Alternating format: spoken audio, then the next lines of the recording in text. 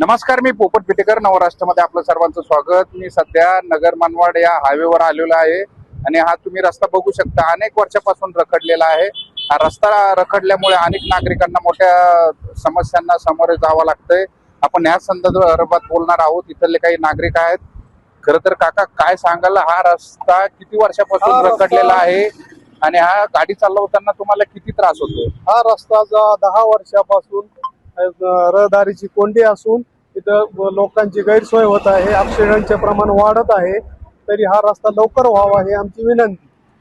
खरं तर तुम्ही ह्या रस्त्याने ड्रायव्हिंग करता, अनेक वर्षापासून तुम्ही ह्या रस्त्याने प्रवास देखील करता। हा रस्ता रखडल्यामुळे किती ऍक्सिडेंटचे प्रमाण वाढलेले आहे आणि लोकांची गैरसोय होत आहे, तरी त्वरित रस्त्याचे काम व्हावे। खरं तर हा रस्ता शिर्डी असेल, मनमाड असेल, नाशिकला देखील जातोय आणि हा एकच रस्ता आहे इकडून जायला। परंतु रस्ता न झाल्यामुळे अनेक अपघात देखील होताना अपघाताचे प्रमाण वाढलेले आहे, त्याच्यामुळे रस्ता लवकर होणे गरजेचं आहे। खरं तर तुम्ही देखील इथून प्रवास करता अनेक वर्षापासून, काय समस्या आहे? हा रस्ता सुधारला पाहिजे।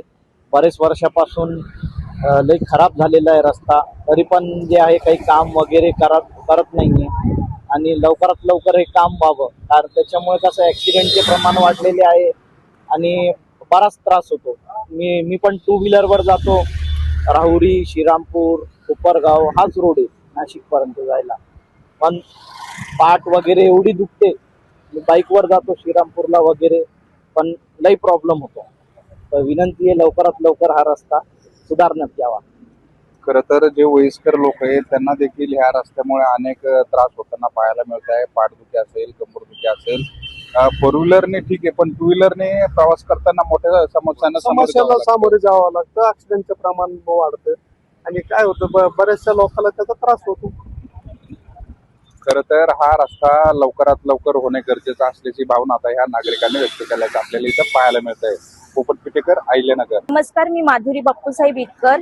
मला रोज या कॉलेजला जाताना हाच रोडवरती जावं लागतं आणि ह्या रोडवरती मला सरकारला एक विनंती आहे, मला सरकारकडे, तर हा रोड लवकरात लवकर वाहतुकीसाठी मोकळा व्हावा आणि इथे जर हा रोड जर व्यवस्थित दुरुस्त झाला तर वाहतूक सुरळीत चालेल आणि वेळेचंही नियोजन होईल आणि सर्व म्हणजे जे कॉलेजला जाणारे जे मुलं आहेत ते वेळेवर जातील, जॉबला जाणारे जे मुलं आहेत ते वेळेवर जातील।